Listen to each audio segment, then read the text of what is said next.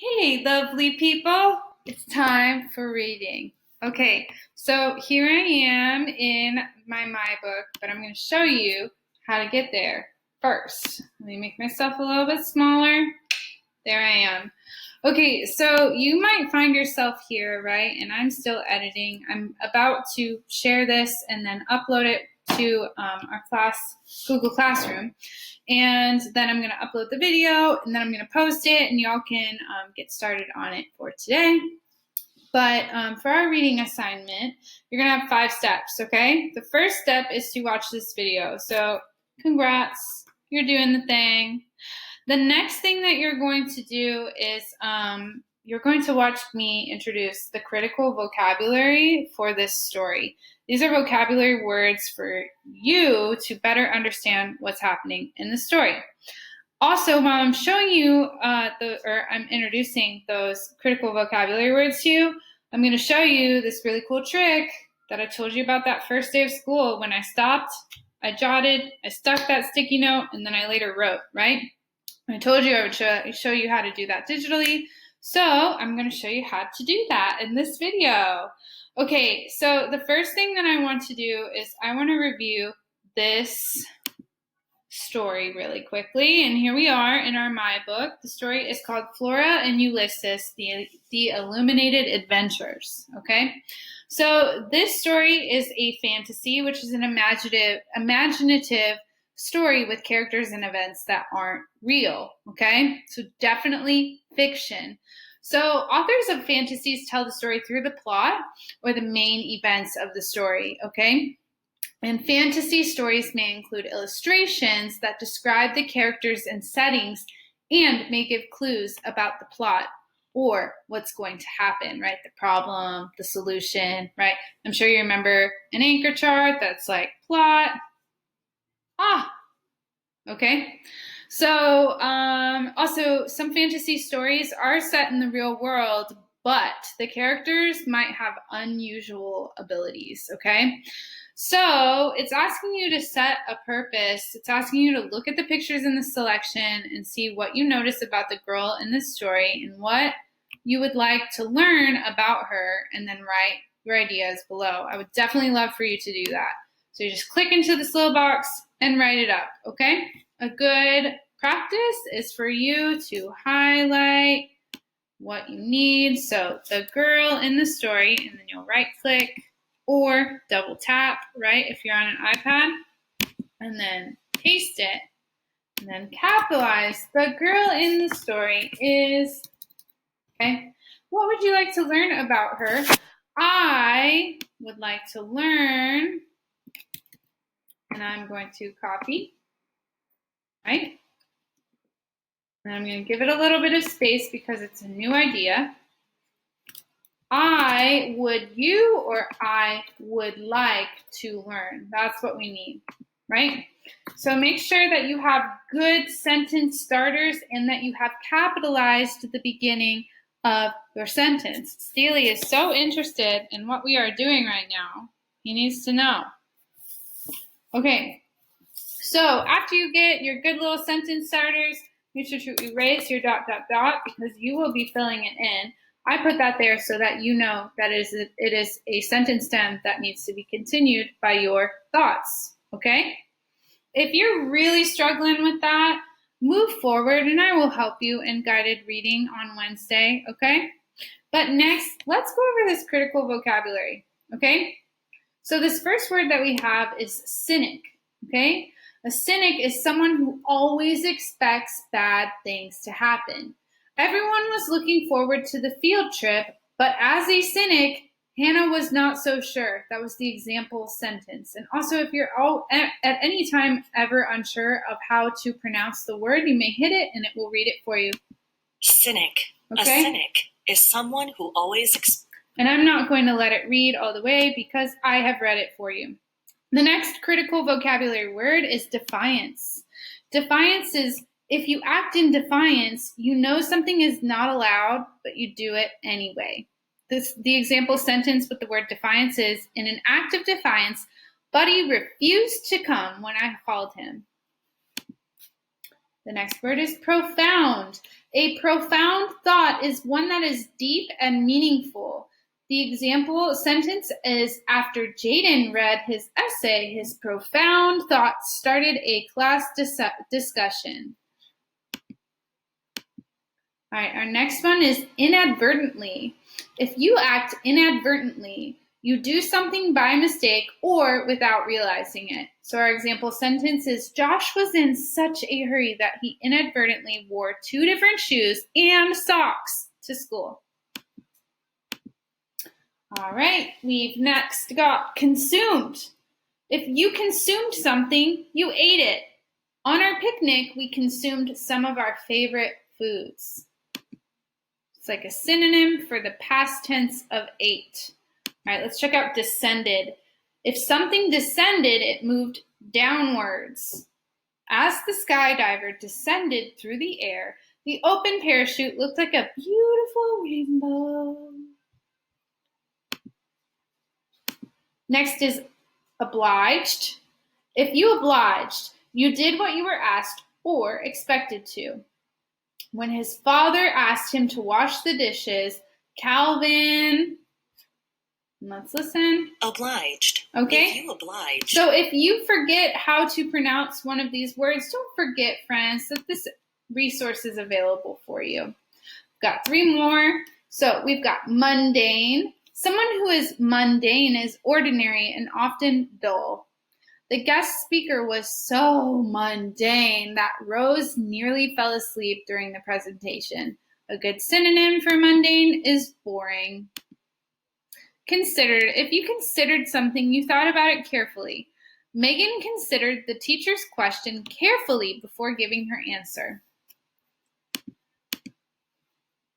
All right, and our last vocabulary word is disdain. If you treat someone with disdain, you act as if he or she is unimportant and not as good as you are. When winning a game, you should always congratulate your opponent instead of treating them with disdain. Okay, so here's about the author if you're interested in reading. She is the woman who wrote Because of Winn-Dixie, which later became a movie, but it's a very popular book as well, okay?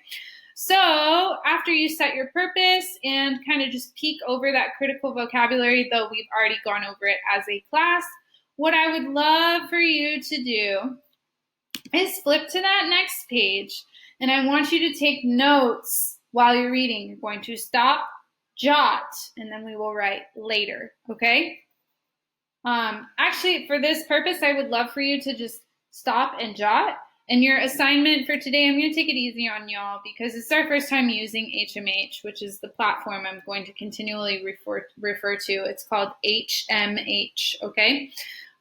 What we are going to do and focus on for today is just literally stopping and jotting down those notes digitally, okay? Because I know we all know how to use pencils and sticky notes, but we need to know how to do it in this digital world and in this digital form, okay, while we're away from school. So what I'd love for you to do here is I would love for you to go ahead and highlight the page. If you're having a little bit of trouble with that, go ahead and highlight the author's name or the illustrator's name. It's totally up to you, because here what we are going to do is we are going to take a note, okay, and it will be available to us. Well, I guess it's not coming up. I guess we will have to take a note here on this next page. I would love for you to make a prediction, and feel free to flip through. Check out the pictures, use the text and picture clues and the title and what you know to help you make a prediction. So right here, what I would love for you to do is highlight this text. Did you see how I highlighted? So I hold down my cursor until I see this, it looks like a capital I. Then you're going to hold down your mouse, and this is if you have a computer, and drag your mouse over there, and then this will pop up. Now listen, if you're on an iPad, you are going to double click the word with your finger like this, okay? And then there'll be 2 little blue dots. You're gonna drag it over to after afternoon. and then drag it over to after or before in, okay? So the objective is to have all of this highlighted, and then what I'd like you to do is select a color of your choice, and then you are going to add a note. And like I said, I'm going to move my little bubble out of the way. I want you to make a prediction. So I think, well, actually, let's be fourth graders about this. So either you're going to make a prediction based off of text clues or picture clues or what you already know. So I'm going to give you a sentence stem based off the text, picture, text and picture clues. How about, let's just do that. Because when I talk about text clues, I'm also talking about the title, right? Based off the text and picture clues, I predict that, or I predict, period. Okay, not period, but ... So I want you to tell me with a good sentence stem, not I think they will go to the store. No. I want you to tell me, based off the text and picture clues, because that's how we make a prediction, I predict or I think, it's up to you, whatever you think, and then I need you to, and instead of ... I'm going to do this because it's not just ... and then you get to finish it how you wish. I would love for you to be innovative or creative and finish it in this way, but you have to include why you think that, okay? So based off the text and picture clues, I predict blank, whatever will happen, because I see or I read, and whatever it is that you read or saw, okay? So I'd love for you to tell me on page, whatever page it was. That's up to you. If you're wanting to go above and beyond and looking for that A, then do that. Tell me what page you found that prediction, or you located that text or picture clue that you made your prediction with. That's totally up to you. Okay, and just a quick reminder of your My Book, you can find the page numbers down in the corners. If it's not there in that corner specifically, just turn to the next page and then subtract or add, okay? You can figure out what page it is, I'm pretty sure. Okay, after you have made your prediction, I want you to save it and close. And no, it did not just go away. And yes, it stays blue. When you click it, you will be able to revisit it. Okay, so that's your one thing. Make your prediction. It will be locatable here in your notes. You can put that away. And let's move on. The next thing I want you to do is make a clarification. So I'm just going to stop right here and just, maybe I'm going to click on, well, I already know what this word cynic means. So I'm going to highlight it based off of what Miss Callahan, read, right? I know that a cynic is someone who is always expecting bad things to happen. So I'm going to add a note. Flora always thinks bad things are about to happen. Now listen, this is my note. I'm not looking for you to copy my note, okay? I want you to go, if you want to go pick a different vocabulary word and do this exact same thing, cool, but I will not count this note in your assignment as one of the notes that you are making in this class because I'm giving you the answer right now, and that's not fair. So there's my note. I'm going to save it and close it because I made a clarification, okay? And then the next thing I'm going to do was, I'm going to look back because I remember I said make a prediction, clarification, or a deeper thought, okay? And I apologize. I forgot to go over this anchor chart before making these notes with you guys. But I kind of figured maybe because we've already made a million predictions since first grade, right? So we're going to pause right here. We're going to go over this anchor chart, okay? Because I really don't like re-recording things. It's kind of, it takes a lot of time. And this is what it would be like if you were in an actual classroom with me. So I'm trying to give you exactly what it feels like. So let's pause. we just did a clarification and we're like, what is a clarification? Well, clarification makes things more clear for us. And since we already had that background knowledge about what cynic means, we clarified for ourselves in our reading that Flora always thinks that bad things are going to happen because she was defined as a cynic by her mother, right?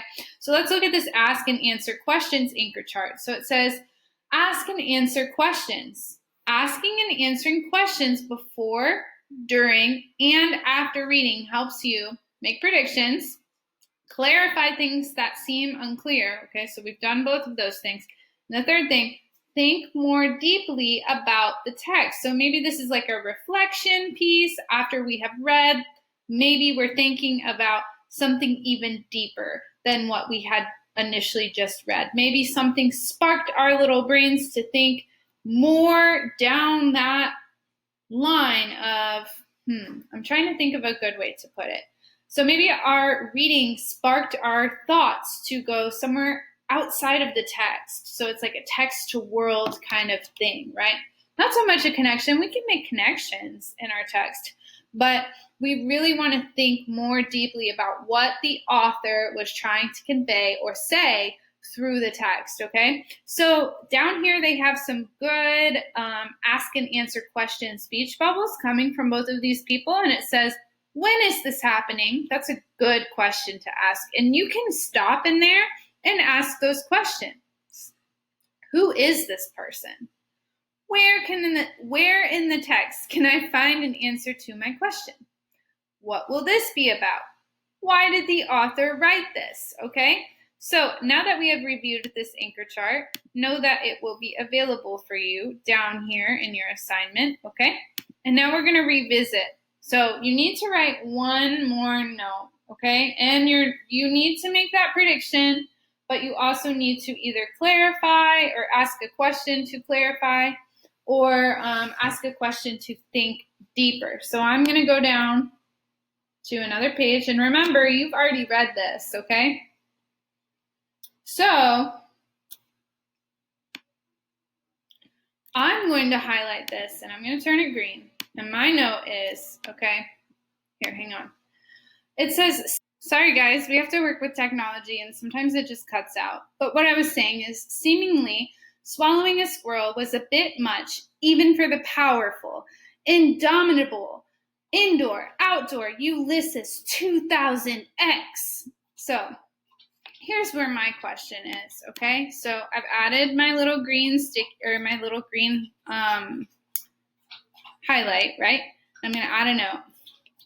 How was the Ulysses 2000X invented? Who created it? Could maybe Rosie Revere, engineer, have been a part of it? Making a text-to-text connection there and like kind of asking a question, because Rosie Revere, engineer, was this hands-on little gizmo gadget inventor, creator, engineer, right? So maybe she and whoever created the Ulysses 2000X could have worked together on some great, cool, big project to make it even better. Okay, so I've made my 3 notes. I'm double, triple checking to make sure that I have made my 3 notes. I'm counting 1, 2, 3. So now that you are done, I, Miss Callahan, can check your work. If you want to make more notes, cool, I love it. Just make sure that they are quality notes that are ask and answer questions oriented. That means I want you asking and answering, asking questions to better clarify for you or think deeper. And if you want to answer your own questions, then cool. Like maybe if you continue reading and you find out, then maybe you can add another note right here. I remember reading that a pig, I'm making this up, made it, because I really want you to read, okay? Oops, I forgot to say it. Okay? So totally up to you. Mess around in there. Then when you're done making your little stickies, I would love for you to come back and check this out, because you will need to go to your dashboard to complete the online assessment. It's a quiz about that story. So make sure you have read that story very well and you are able to answer all 5 of those questions with no mistakes. You should be good. You have that option to listen to reading in HMH in your My Book, okay? So do what you need to do to be successful. I will catch you in, I think, science, right? Okay, have a good lunch. Bye, guys.